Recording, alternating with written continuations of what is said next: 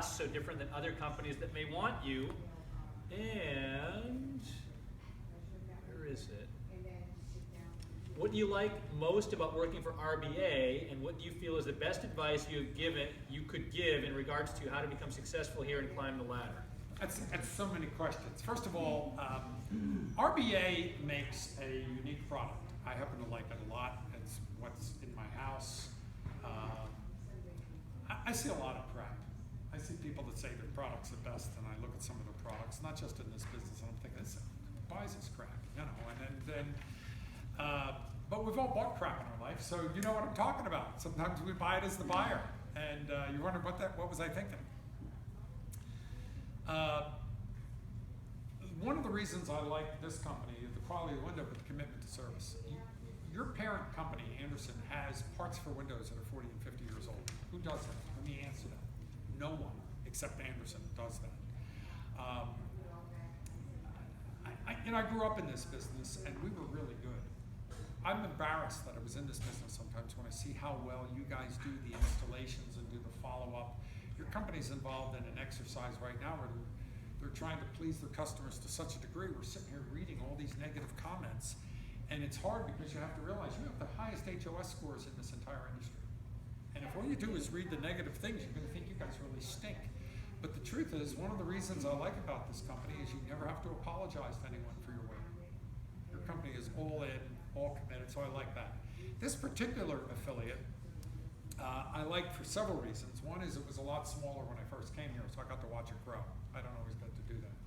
Two is I like the ideals on which it's founded. I like their basic business. You work for one of the best businessmen I have ever met.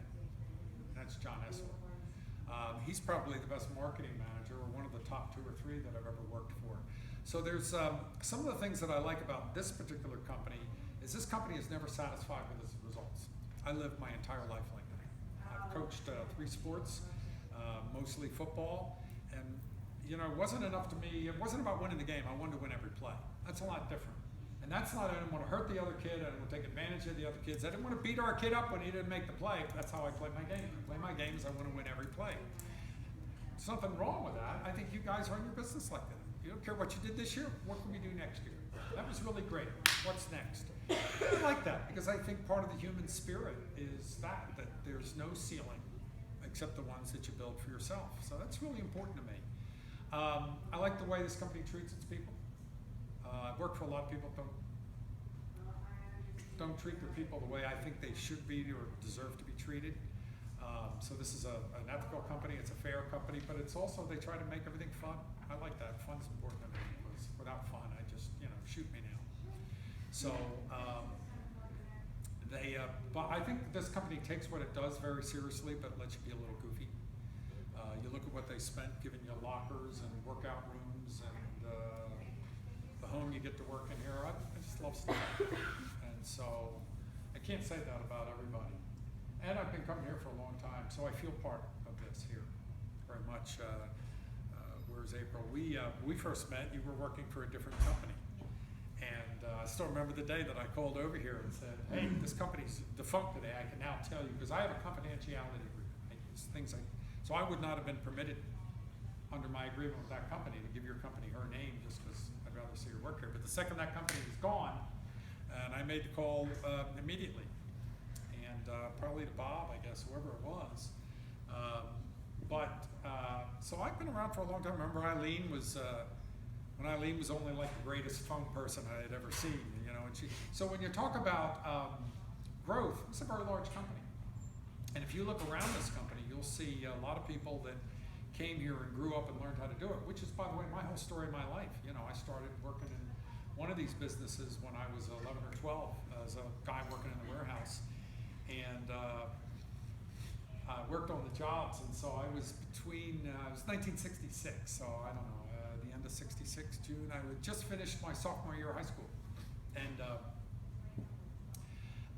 they had these 3 old people that made phone calls. One was a woman that never came in, she did them from her house. And so I said, this is really interesting when you think about how life-changing a moment can be. So I'm in the men's room, and I'm walking back to the warehouse, and the sales manager and the general manager are standing there talking. It was a hot, muggy, ugly day, and Jack Wallace, who was a guy who was producing a few leads every single day, was sick. And they were talking about what are they going to do. So I heard this conversation, and and I raised my hand and said, I can do that job. And he turned around and he said, no. And I was 15 years old, and I said, why not? He looked at me, he said, come here, kid. And took me into a room, sat me down, and it was a dial phone, by the way. It's dialing the phone, and we didn't have headsets. So here's my point. There were two reasons I was making 60 cents an hour working outside. And there were two things inside. There was air conditioning, and there were women. And I'm figuring both of those were better than the warehouse. So I got to sit in air conditioning. None of the girls went out with me, which was a smart move probably. But they were all older anyway, but than I was. But my point is that was a turning point, and I did not know that I was learning how to do something that other people did not know how to do. So it's funny how you look at stuff sometimes, and that was one of the most important turning points in my life, because learning how to do this at an age when no one knew how to do it. When I learned how to do what you're doing, there wasn't anyone that knew how to do it. When I got hired to come to work for my father, I set up 50 of these in 5 years, all hard copy, no computers. We didn't have them back then in the 70s. The reason I was getting hired as a young man, the reason I was considered a leading expert in this business is because nobody knew how to do what I knew. And I didn't set out to learn something that nobody else knew. I didn't know that nobody else knew it until I was in that position. So, sometimes stuff happens to you and you look at it and you don't know. You don't know what the value is. And so, because of what I did for this business, how many of you know the name Zig Ziglar? It's probably the biggest name in motivation and sales in this country. He died about 2 years ago. So when I was 32 or 33 years old, I got hired to go on tour with him. He was the king. And that's, so my point is this. We're in Des Plaines, Illinois. I'm about 33 years old. And I'm being driven in a limousine to the Civic Center. It's going to be 5,000 people. And I'm looking up outside, and there was a big marquee, and it said tonight, David Yoho and Zig Ziglar. And I'm trying to be cool. I'm with the biggest name in the business. And my name is up in lights, and I'm thinking, holy crap. Wonder what these people would think if they knew they were getting a guy that learned this business in the home improvement business. Because I'm speaking to United Airlines and all these big corporations that night. And here's my point to you. What we are learning to do is so important in terms of communication. No matter what you do in your life, you're learning more about it doing this. And so, you just sometimes see it as a road activity that you're doing, and you don't like the coach constantly picking at you. The reason the coach is picking at you is because you work for a company that's never satisfied with what it's doing. It's always satisfied with making themselves better, making you better, and they believe, I believe, this company actually believes in slogan. I like it. Everybody's got to win. Everybody doesn't always win, but that's still the goal of the company, is that everybody's got to win. I love that. And so you don't see that sometimes. You see it as somebody's picking on you, like, do this job better, that you're not good enough. The answer is, for everybody's got to win means that you got to get coached, you got to get better. This is freaking hard. This is so much harder than it was when I first started doing it. It's ridiculous. So, but I've had to learn all of that as we went along. It's a long answer to the question, but this is really important. I don't think you understand how valuable it is what you're doing here. Not just to the company, for yourself. I don't want to say the hell with the company, but the truth is the average person in this room isn't going to be here in 30 years. Some of you might be, and you grow in this business and you work here. There's all kinds of opportunities. Once you learn how to do this, it's all kinds of other. This is sales business. Once you learn how to do this, it's a skill that you don't look at it as just it's a phone sales job. Does that make sense? You're calling people on the phone who are mad that we've called 2 times and that we've, or 3 times, and they've been saying no to people for 2 and 3 years. They don't have the money. They don't want to do the windows. This isn't fun. And you turn them around in a 3 to 4 minute phone conversation, and the next day they spend $40,000. Isn't that nuts? It's great power that you're able to do that at all. You just have to do it more often to make enough money. That's a really long answer, but I think I look at my life all the time. And by the way, last Saturday,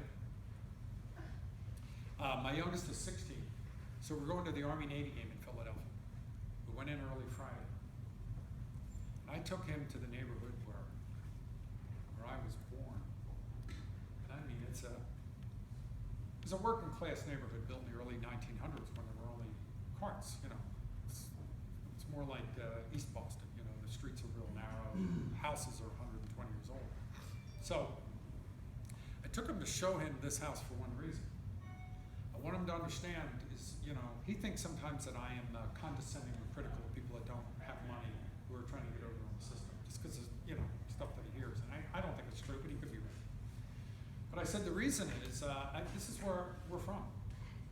And we got out of here. We got out of here, first of all, because of what I do for a living in this job, in this business. The home improvement business got us out. My dad got a job. The home improvement business as a salesman. That's what got us out of that neighborhood. So every day, I never forget, number one, where do you come from? And I don't have a right to be better than anybody else, because I was one of those guys. But any one of us could live there or be born there. It's a physical choice every day, how you're going to get up and live your life. That's really important. And so how you look at what you're doing every day, you're looking at it just a task, or that you're actually doing something that has value, that can help you learn something bigger and harder, which is how do you get people to do what you want, make them think it was their idea. That's what you're doing. That's pretty cool. So. All right, last one.